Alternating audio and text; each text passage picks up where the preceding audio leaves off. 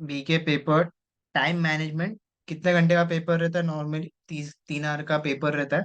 तो इसमें mostly papers तो कंप्लीट हो जाते हैं, इसका कोई इश्यू नहीं रहता है। बट इसमें भी time management is very important right now. ठीक है। तो पहला तो मैं तुम लोगों से डिस्कस करता हूँ कि ऑब्जेक्टिव्स में क्या क्या हो सकता है। तो ऑब्जेक्टिव्स में बेसिकली कैसा रहता है?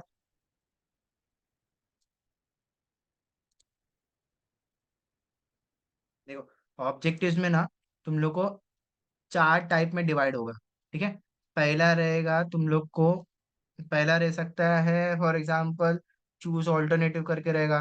फिर बाद में रहेगा तुम लोग को समझ लो आंसर द फॉलोइंग रहेगा तुम लोग को। फिर बाद में मल्टीपल करके एक रहेगा। ठीक है। और फिर बाद में रहेगा ट्रू या फॉल्स, आंसर बताओ तुम लोग के हिसाब से। ठीक है। तो ये कितने मार्क का ऑब्जेक्टिव रहता है सर? 20 मार्क का ऑब्जेक्टिव रहता है। 20 मार्क में हर हर ऑब्जेक्टिव कितना मार्क्स का कैरी करता है? 5। मतलब टोटल कितने ऑब्जेक्टिव पूछे गए यहाँ पर? 4 ऑब्जेक्टिव पूछे गए, जिसमें एक जन का वेटेज रहेगा 5। सर, ऑब्जेक्टिव के क्वेश्चंस लिखना है, लिखो। लिखो, अपने को बोर्ड वाले को चांस नहीं देना है कि मार्क्स काटे लोग। हाँ, आंसर इन वन सेंटेंस जो रहेगा ना, आंसर इन वन सेंटेंस, याद रखो।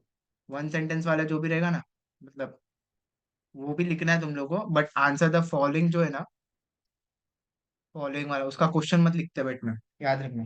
Answer the following, for example question पूछा है व्हाट इज कैपिटल अकाउंट, तो सीधा ऐसा मत लिखना कि व्हाट इज कैपिटल अकाउंट फिर उसके नीचे आंसर्स लिखना। डायरेक्ट लिख देना कि capital account means this account which has been recognized। ठीक है। What is bad debt which is irrecoverable in nature, that is called bad debts. ठीक है। तो ऐसा आंसर डायरेक्ट लिख के आना। नेक्स्ट, ये ऑब्जेक्टिव्स में अपने को कितना टाइम वेस्ट करना है? ज्यादा से ज्यादा 20, उससे ज्यादा नहीं है। क्योंकि यहाँ पर तुम लोग देखोगे ना कैलकुलेशन, तो कैलकुलेशन उसी हिसाब से बैठा है कि कितने मिनट में कितना पेपर अपने को कंपलसरी करना है। तो पहला तो डिस्कशन हुआ है ऑब्जेक्टिव्स में। ऑब्जेक्टिव्स में याद रखना कि टाइम ज्यादा ना लो। और इसमें अगर तुम लोग को एक दो नहीं आ रहा है ना, छोड़ दो, उसको बाद में देखते। बाद में जब टाइम मिलेगा तुम लोग उसको रिकवर कर लेना। बट ज्यादा टाइम मत देना ऑब्जेक्टिव, क्योंकि ऑब्जेक्टिव फटाफट हो जाना चाहिए। हाँ सर, ऑब्जेक्टिव्स कहाँ से पढ़ना है? सिर्फ टेक्स्ट बुक्स के ऑब्जेक्टिव्स भी पढ़ोगे ना नॉर्मली, टेक्स्ट बुक्स के ऑब्जेक्टिव्स बस हो गया। ठीक है। बाहर का जल्दी पूछते नहीं है, टेक्स्ट बुक के ऑब्जेक्टिव्स करके जाना मोस्टली। अभी टेक्स्ट बुक में बहुत सारे ऑब्जेक्टिव तो तुम लोग को कवर अप करना पड़े। सर कुछ इंपॉर्टेंस तो ना, इंपॉर्टेंस क्या देना है इसमें? जितना बोला है उतना करो, बात खत्म। Next, a very important concept right now we are talking about, it's like admission, retirement, dissolution, BOE. Total इसमें कितने मार्क्स का पूछेगा सर? 20 मार्क का पूछेगा। ठीक है। यहाँ पर याद रखना 20 मार्क में से क्या पूछेगा? चार, चार में से दो। अब बोर्ड का पैटर्न तुम लोग चेक करोगे ना, ऐसा नहीं है कि एडमिशन के साथ रिटायरमेंट और डिसोल्यूशन के साथ बीओई।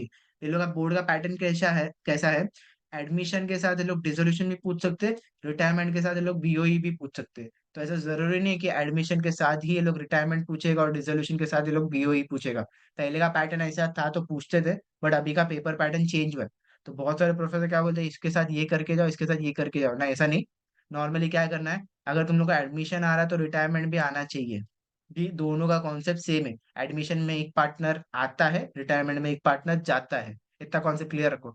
डिसोल्यूशन तो कंपलसरी तुम लोग को करना है। हाँ, अगर तुम लोग को बीओई नहीं जम रहा है तो तुम लोग ऑप्शन के लिए छोड़ सकते हो। बट बोर्ड में ना सबसे इजी सम इसमें ही पूछते हैं, याद रखो। तुम लोग को मैं समझा दूं, सबसे इजी वाले सम बीओई से ही आता है। ठीक है। तो इसमें एनी टू मतलब ऐसा मत समझो कि इसका और इसका, इसका और इसका, ऐसे भी पूछ सकते, एडमिशन और बीओई भी पूछ सकते, रिटायरमेंट और डिसोल्यूशन। तो जो बंदा एडमिशन और डिसोल्यूशन करके आ रहा है और रिटायरमेंट और बीओई नहीं कर रहा है फॉर एग्जांपल, और बोर्ड में ऐसे ही पूछ लिया कि admission and dissolution, retirement and BOE, तो फिर समझ लेना क्या क्या है, मोए मोए वहां पर होते बैठेगा तुम लोग का। ठीक है। तो ये समझा सर, कितने मार्क का रहेगा टोटल? 20 मार्क का। एक एक सम कितने मार्क का रहता है सर? टोटल 10 मार्क का रहता है। तो इधर भी ये भी 10 मार्क का, ये भी 10 मार्क का, ये भी 10 मार्क का, ये भी कितने मार्क्स का रहेगा? 10 मार्क का। ठीक है। तो सेम कॉन्सेप्ट देखो यहाँ पर भी अप्लाई होता है। टोटल कितने मार्क का रहेगा सर? ये टोटल इन दोनों को मिला के कितना हो जाएगा? 20 मार्क्स का हो जाएगा। तो मतलब इसमें से कितना आएगा? 10 मार्क का आएगा। और इसमें से कितना आएगा? 10 मार्क का। तो ये अगर यहाँ पर सब में तुम लोग का एडमिशन और रिटायरमेंट पूछा है 10 मार्क का, और तुम लोग एडमिशन लिख के आओ, तो नेक्स्ट में क्या बोले पूछेगा? Dissolution and BOE. ठीक है। इसमें किसी को डाउट है? Any doubt? नहीं सर। नो।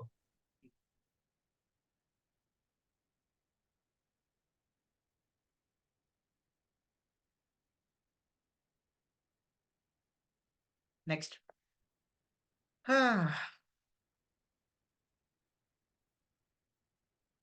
आईएमपी मतलब ऐसा आईएमपी नहीं कि बोर्ड्स के हिसाब से, मैं तुम लोगों को एक फंडा समझाता हूँ कि क्या सीन होता है। बहुत लोग क्या करते हैं, बहुत लोग क्या करते हैं, सिर्फ डेथ और इश्यू ऑफ शेयर्स ही करते हैं। ये तो टाइम पास के लिए बनाया ना, वो टेक्स्ट बुक क्या है, ऐसे टाइम पास के लिए प्रिंट कर देते हैं, चलो देखते हैं क्या है क्या नहीं। मन किया तो पढ़ेंगे, नहीं मन किया तो नहीं पढ़ेंगे। बट इधर अभी मैं तुम लोगों को एक कॉन्सेप्ट समझा देता हूँ कि बोर्ड वाला का अगर दिमाग खराब रहा तो लोग क्या करेगा, डेथ और इश्यू ऑफ शेयर्स पूछेगा, एंड एएफएस एंड सीए पूछेगा। तो इसमें समझ लो कि गुची क्या है, कि अगर जो बंदा डेथ और इश्यू ऑफ शेयर्स करके जा रहा है और एएफएस और सीए नहीं कर रहा है, तो यहाँ पर ये ऑप्शन में तो पूछ ही लेगा ना। तो बचेगा क्या तुम लोग के पास, एएफएस एंड सीए। तो तुम लोग क्या करोगे टोटल, हाँ सर कितने मार्क्स का है, ये 8 मार्क का है, और ये भी कितने मार्क का रहेगा, 8 मार्क का। तो यहाँ पर डेथ और इश्यू ऑफ शेयर्स पूछा 8 मार्क का, तो नीचे क्या पूछेगा, एएफएस एंड सीए। ठीक है। तो यहाँ पर ध्यान से सुनो, मेरा बोलने का मतलब क्या है, कोई भी ना 3 चैप्टर अच्छे से करके हो, कोई भी 3 चैप्टर अच्छे से करके हो। ऐसा नहीं जरूरी नहीं है एएफएस को मैं मार्क कर रहा हूँ, तुम लोग सीए भी पढ़ सकते हो। सीए बोलो चार्टर अकाउंटेंट नहीं, कंपनी अकाउंटेंट करके। इसके ना 4 ही आंसर है, इसमें 4 ही आंसर्स पूछते हैं बोर्ड्स में मोस्टली। एक इम्पोर्टेंस पूछते हैं, एक पूछते हैं फीचर्स, एक पूछते हैं तुम लोग को डिस्टिंग्विश, अ वेरी इंपॉर्टेंट आंसर, बोर्ड में हमेशा रिपीटेटिव आंसर्स आए। और तीस चौथा है टाइप्स ऑफ वाउचर। ठीक है, टाइप्स ऑफ वाउचर। ये 4 आंसर ना नॉर्मली सीए के पेपर्स में सीए मतलब कंपनी अकाउंटिंग में पूछते हैं, इसके अलावा कुछ नहीं पूछते नॉर्मली। ठीक है।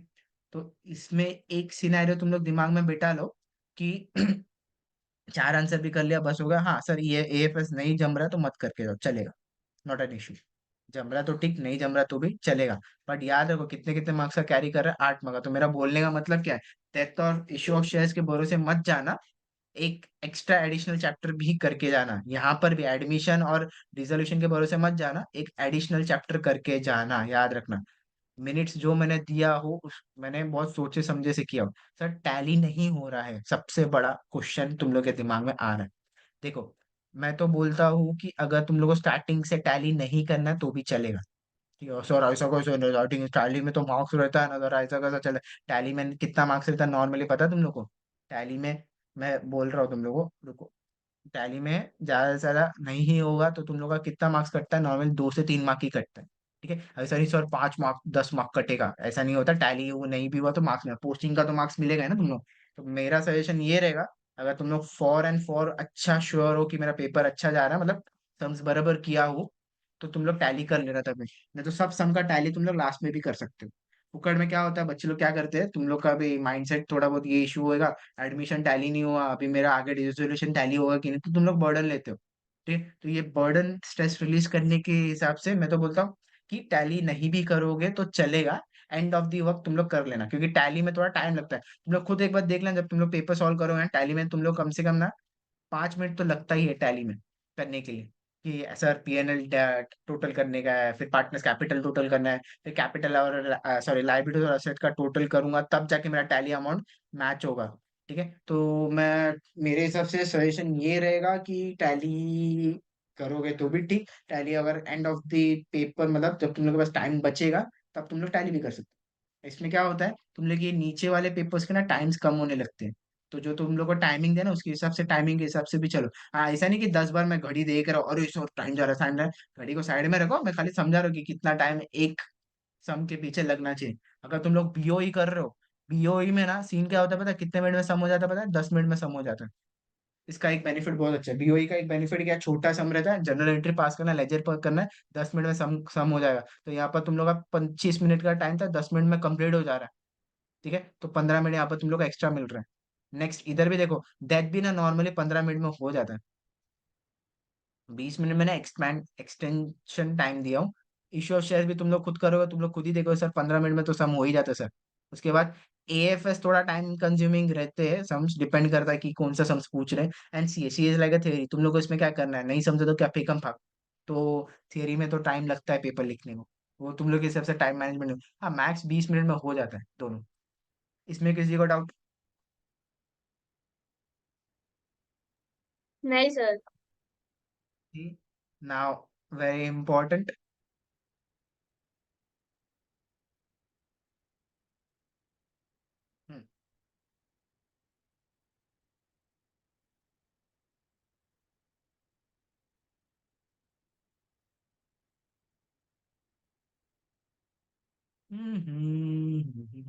एनपीओ। एनपीओ, ठीक है। एनपीओ के सम्स नॉर्मली मॉडरेट लेवल के ही रहते हैं। तुम लोग पेपर देखोगे तो नॉर्मली मॉडरेट वाले ही सम्स पूछते हैं। उसमें 2 साल से तो ये लोग टेबल वाले सम्स पूछे। तो टेबल वाले कौन सा है? कुछ नहीं, एडजस्टमेंट नहीं देते, टेबल में लिखा रहेगा कि फर्नीचर दिया है तुम लोग क्वेश्चन में, ठीक है, यहाँ पर दिया है 10,000, और यहाँ पर तुम लोग को अमाउंट फाइंड करना है। मैंने 2-3 सम करा है, तुम लोग एक बार वीडियोस देखोगे तो समझ में आ जाएगा तुम लोग को। तो नॉर्मली ऐसे सम्स मोस्टली पेपर्स पे पूछते हैं जिसमें एडजस्टमेंट नहीं देते, टेबल्स वाले सम्स कराते हैं, टेबल एडजस्टमेंट। तो इसमें कैसा रहता है, इसमें ज्यादा से मैक्स टू मैक्स 30 मिनट्स में हो जाता है, आई गेस सो, क्योंकि तुम लोग सम करोगे ना तो नॉर्मल 30 मिनट्स में हो जाता है। जिधर लग रहा है तुम लोग का डाउट है, तो टैली नहीं करना, बेटर रहेगा। ठीक है, सब सम के पोस्टिंग करना करके आ जाना, फिर चुपचाप से फाइनल अकाउंट में कूदना। टैली मत करना, फुकट में फिर लफड़े हो गए। तुम लोग का सम टैली हुआ, टैली नहीं हुआ, टैली नहीं हुआ, तो तुम लोग वही करते, तुम लोग का दिमाग खराब होगा। तो मेरा सजेशन यही रहेगा कि अगर एमपीओ तुम लोग का टैली नहीं हो रहा फॉर एग्जाम्पल, तो let jump to the next topic which is final accounts. हाँ, फाइनल अकाउंट्स। सर इसमें इतना कुछ नहीं पूछते, इजी सम्स ही रहता है। और आई डोंट थिंक तुम लोग को ज्यादा इसमें डाउट आना चाहिए, क्योंकि फाइनल अकाउंट्स कैसा है, नॉर्मल तुम लोग बचपन से करते आ रहे हो, जब से पैदा हो रहे हो, ठीक है। तो ये तुम लोग को आ जाएगा, फाइनल अकाउंट्स का कोई इशू नहीं। मेन मेन मेरा मेरा कॉन्सेप्ट इसमें ही है, एनपीओ पे। ठीक है, अगर फाइनल अकाउंट टैली नहीं आ रहा तो डूब मर के आना तुम लोग। सही में सही में, मैं मजाक नहीं कर रहा, बोर्ड्स के पेपर के बाद नहीं आ रहा ना, तो वहां पर एक ग्लास में पानी लेना और वहां पर ना डुबकी मत लगाना, और वहीं मर जाना, ठीक है। अब सबसे इस पे हार्ड क्या ऐसा है, रहता है? ये भी कितने मार्क्स का है सर, ये 12 मार्क का है। और ये भी कितने मार्क्स का है सर, 12 मार्क का। तो ये कितने मार्क का था, 8 मार्क। ये भी कितना था, 8 मार्क। ये था 10 मार्क। और ये भी था मेरा 10 मार्क का। तो तुम लोग टोटल मिनट्स निकालोगे तो कितना हो रहा है, 30, 30, 60। 60 + 20, 100। 100 + 50, 150। 150 + 20 करोगे ना, तो तुम लोग का टाइमिंग मैच हो रहा है कितना, 170। अपने पास कितने मिनट्स है टोटल, 180 मिनट्स है ना। ठीक है, तो भी तुम लोग का 10 मिनट बच रहा है। तो 10 मिनट का आएगा, उसमें भजन करना। भजन मतलब क्या, ये लोग क्रॉस चेक करना पेपर्स, ऑब्जेक्टिव्स की लिखी है कि नहीं। एडमिशन में छोटे मोटे जो तुम लोग बनाते हो, टेबल्स बनाते हो, तो टेबल्स में तुम लोग बहुत स्मार्ट हो, मेरे को पता है, तो ये चेक करना डेबिट क्रेडिट लिखा है कि नहीं। फिर बाद में तू यहाँ पर जो प्रॉफिट आता है वो लिखा है कि तू पार्टनर्स कैपिटल लिख रहा हो, बट ब्रैकेट में अगर प्रॉफिट नहीं लिख रहा हो, तो उसमें भी मार्क्स कटिंग्स होता है, याद रखना।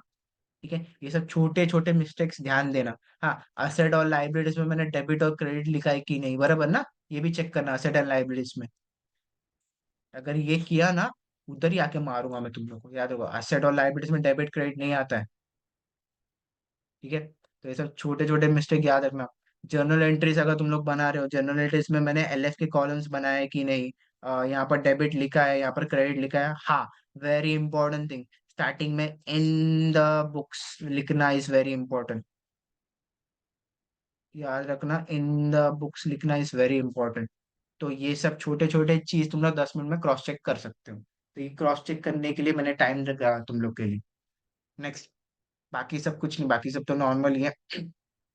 इसमें भी डेबिट क्रेडिट ही चेक करना है, प्रॉफिट एंड लॉस है कि नहीं, लिखा है कि नहीं। Same go with this. ठीक है। हाँ, डेट में सर वर्किंग नोट बनाना इस कंपलसरी, अगर क्वेश्चन में बोला है तो बनाओ, नहीं बोला तो मत बनाओ, बट नॉर्मली पेपर में वर्किंग नोट बनाने का रहता है। नेक्स्ट, और क्या है, ऑब्जेक्टिव्स में अंडरलाइन। हाँ, यस, वेरी इंपॉर्टेंट। मैं जब पेपर चेक करता था ना, तो बहुत लोग मस्त क्या करते, सर आप अंडरलाइन कर लो, हम लोग आंसर्स लिख के आ जाएंगे। तो तुम लोग बोर्ड वाले को, तुम लोग घर वालों मत समझो कि अंडरलाइन नहीं किया तो मार्क्स मिलेगा। घंटा, 1 मार्क भी तुम लोग को नहीं मिलेगा, याद रखो। सीधा मार्क्स कैंसिल। इसके अलावा एनी डाउट? सबसे हार्ड क्या रहता है? हार्ड कुछ नहीं रहता, प्रैक्टिस करेगा सब इजी रहता है, टफ तो कुछ नहीं रहता। ओके। प्रैक्टिस करेगा, सर प्रैक्टिस आपने करेगा और बोला तो। कि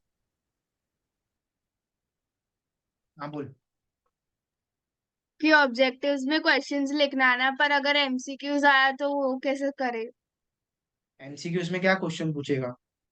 चारों के चारों ऑप्शंस नहीं लिखना है तेरे को। ऐसा बोला है कि PNL account is an dash account, तो तेरे को नीचे ऑप्शन दिया है नॉमिनल, पर्सनल, रियल या नन। ठीक है, तो तेरे को क्या लिखना है कि PNL account is a what account, it's a nominal account, बस सम हो गया तेरे को लिख के। नहीं सर, उसमें क्वेश्चन नहीं लिखता है ना, सिर्फ ऑप्शन और वो लिखता है ना, तो वो पूछ रही थी। मेरे हिसाब से बेटर रहेगा कि क्वेश्चन के साथ लिख के, ऑप्शंस नहीं भी लिखेगी तो चलेगा, बट अपने को पेपर वाले को क्यों देना है ज्यादातर चांसेस? क्योंकि मैं मेरे स्टूडेंट लोग को तो बोलता रही क्वेश्चंस लिख के आओ, चांस मत दो पेपर लोग। हाँ। प्रेजेंटेशन। हाँ, अगर नहीं भी लिखेगी तो नॉट एन इश्यू, ऐसा कुछ नहीं, डायरेक्ट ऑप्शंस लिख के आ जाए, बट बेटर प्रेजेंटेशन के लिए और कुछ नहीं। अगर सर एनपीओ और फाइनल अकाउंट्स पहले चालू किया ऑब्जेक्टिव्स के बाद, और बाद में एडमिशन और गेट रिटायरमेंट वो सब चालू किया तो? तो मेरा बोलने का मतलब ये है पार्थ, अगर देखो मैं तू सम टैली कर रहा है और बार बार आके मैं बोलूंगा ये थोड़ा साइन करने दे, ये होलोग्राफ लगा, ये लगा, परेशान हो जाएगा ना तू। तो हाँ, हो बोर्ड्स को भी जाएगा। अपने को परेशान क्यों करना है? अपन सर वो बाद में ना छूट जाता है, इसीलिए मैं 2 पेपर दिया ना तो छूट रहा है, वो करने का मन नहीं करता लास्ट में। तो ऐसा तो फिर देखो वो समझना है कि बोर्ड के हिसाब से अपन चल रहे हो, तो क्लासेस का पेपर है, please bother, I am concern with the boards right now. हाँ। समझा? तो जैसा पैटर्न है उसके हिसाब से चल। हाँ, तेरे को ना क्वेश्चन देख के समझ में आ जाए कितना पेज छोड़ना है मेरे को, एक अंदाजा आ जाता है। ठीक है, तुम लोग हाँ। पहली पेज मत छोड़ देना, क्योंकि कांड क्या हो सकता है याद रखो। जो बंदा डिसोल्यूशन करके जा रहा है, और उसने डिसोल्यूशन के लिए भाई ने क्या किया, सीधा क्या किया, 2 पेज छोड़ के सीधा जम किया डेथ। डेथ के बाद उसने इश्यू ऑफ शेयर्स के फॉर्मेट बना लिया, एनपीओ के फॉर्मेट बना फाइनल, और पता चला कि डिसोल्यूशन में जनरल एंट्री पूछा है, तो क्या करोगे भजन?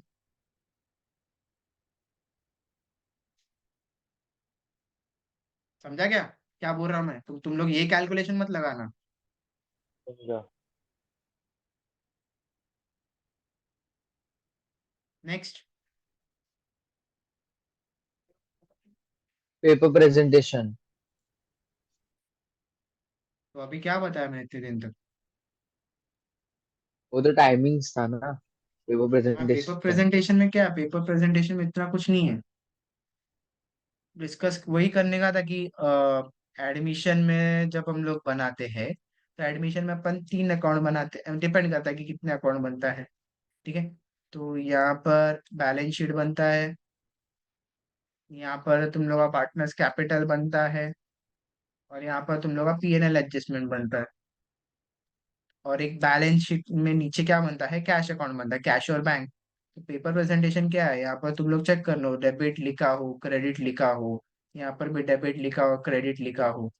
पर्टिक्यूलर्स याद रखना, पर्टिक्यूलर्स, मार्क माय वर्ड, पर्टिक्यूलर नहीं होता, पर्टिक्यूलर्स होते हैं, एस आते हैं, गवार लोग बालवाड़ी फेल।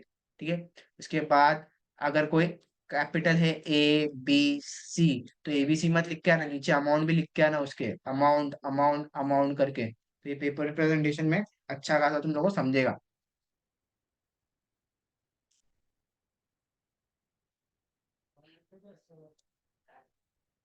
और सर मनीष का डाउट है, अगर टाइमिंग आगे पीछे हो गया तो? मतलब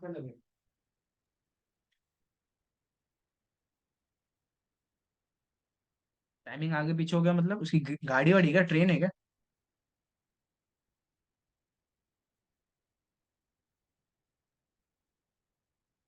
देखो, सर मतलब उसका पूछने का मतलब ये है कि कोई सब में अगर ज्यादा टाइम लगा तो? क्यों लगेगा ज्यादा टाइम, क्यों लगेगा? ज्यादा टाइम कब लगता है, जब तुम लोग टैली नहीं हो तो तभी ज्यादा टाइम लगेगा ना।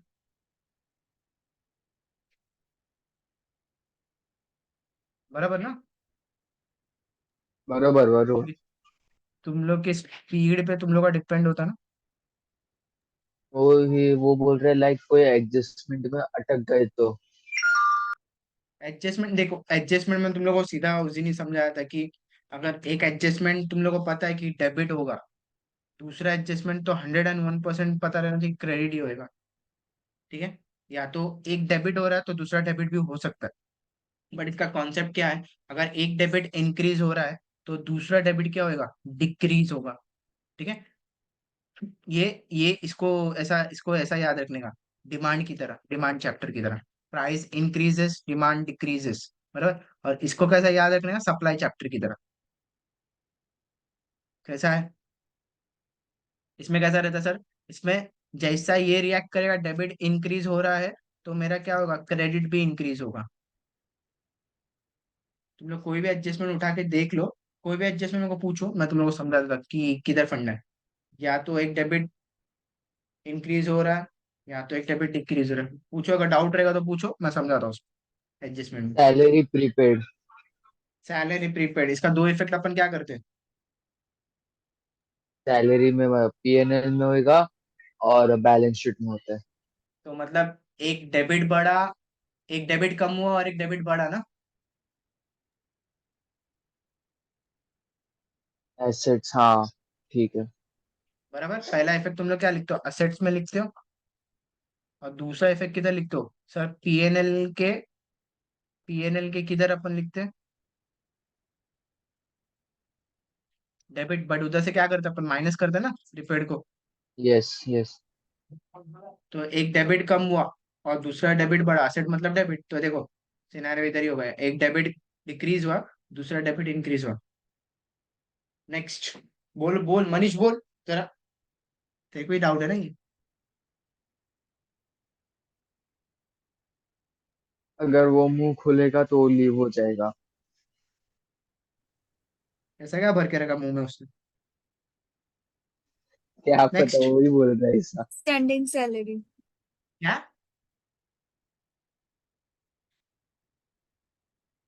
Outstanding salary. यस। हाँ, दो इफेक्ट बोल पहले क्या आते हैं इसके।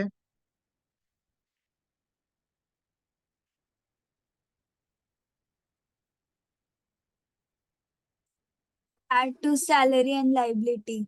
बराबर, तो मतलब एक डेबिट क्या हुआ, इंक्रीज हुआ, बराबर। और एक तेरा लाइबिलिटीज मतलब क्या, क्रेडिट, क्रेडिट भी तो इंक्रीज हुआ ना।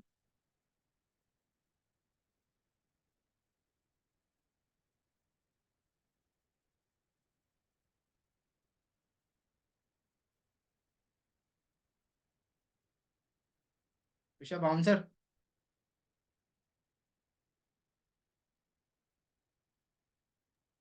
हाँ सर। बाउंसर क्या कि समझा वो बोल। बाउंसर गया। एक चमन, ये समझा क्या, देखो अपन पहला इफेक्ट तो पीएनएल डेबिट में लिख रहे हैं, तो डेबिट तेरा इंक्रीज हो, ये समझा। हाँ, हाँ, और दूसरा इफेक्ट अपन किधर लिख रहे हैं, लाइबिलिटीज, तो लाइबिलिटीज इंक्रीज हुआ कि डिक्रीज हुआ। इंक्रीज हुआ। तो लाइबिलिटीज मेरा क्रेडिट है ना, हाँ। लाइबिलिटीज क्रेडिट होता है ना, असेट डेबिट होता है। तो एक डेबिट इंक्रीज हुआ, दिख रहा है, तो दूसरा लाइबिलिटीज भी तो इंक्रीज हुआ, मतलब एक क्रेडिट इंक्रीज हुआ तेरा। तराजू की तरह सोच, हाँ। ऐसा तराजू ले, दोनों के हिसाब से सोच, दोनों एक लाइबिलिटीज, एक डेबिट इंक्रीज हुआ तो दूसरा क्रेडिट भी इंक्रीज हुआ, तो यहाँ पर अपना फंडा बैठ रहा है ना। This is called one of the principal dual aspect. इस पे ही अकाउंटिंग चलता है, अगर तुम लोगों को पोस्टिंग नहीं समझता है तो। डुअल एक्सपेक्ट बोलते हैं इसको, जो मैं समझाया अभी तुम्हें, मतलब डबल इफेक्ट। और कुछ है, एडजस्टमेंट बोलो बोलो।